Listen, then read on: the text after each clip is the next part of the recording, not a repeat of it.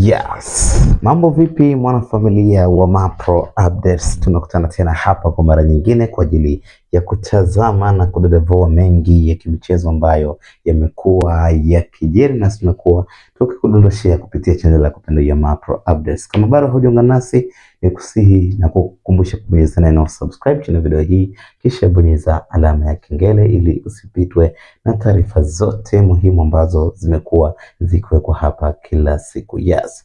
Sasa kama unafahamu kwamba Alan Okello, mchezaji ambaye kwa sasa tunasema bado ni mali ya klabu ya soka ya Yanga, yuko mbioni kuuzwa. Mara ya kwanza tuliweza kukuwekea taarifa ambayo ilikuwa inasema kwamba yuko njiani kuuzwa kwa Fenerbahce FC kule nchini Uturuki, lakini mambo ama mazungumzo hayakwenda sawia kabisa na klabu ya soka ya Yanga. Sasa wameamua kurudi nyuma na sasa hivi mazungumzo yapo kamili na klabu ya Wydad Athletic Club ama Wydad Casablanca ya kule nchini Morocco, ambayo tunaarifiwa kwamba tayari wamefikia makubaliano na klabu ya Yanga, lakini pia wamefikia makubaliano na mchezaji mwenyewe Alan Okello kujiunga na klabu hiyo ya Wydad Casablanca.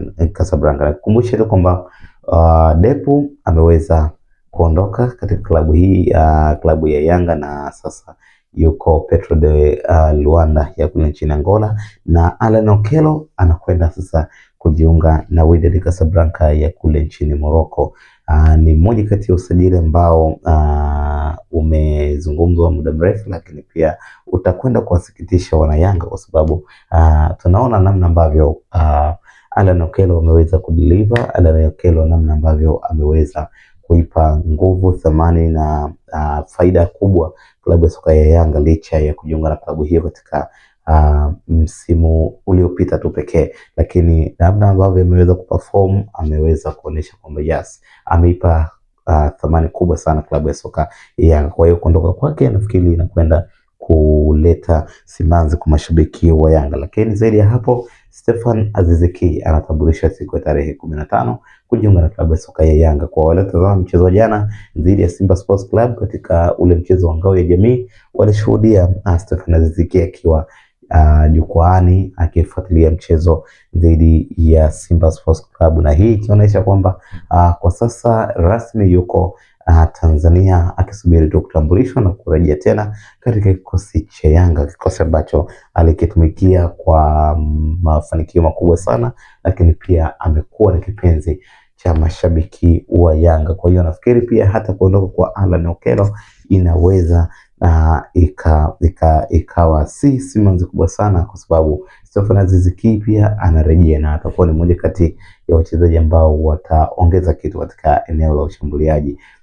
Niliangalia pia sajili ambazo zimefanywa na Young Africans, wachezaji wapya. Tumeona Albert Kangwanda akiwa ni mmoja kati ya wachezaji ambao wameperform, na kwa bahati nzuri mechi yake ya kwanza dhidi ya Simba Sports Club ameweza kuscore, ikionyesha kwamba ni kwa namna gani usajili wake umelipa.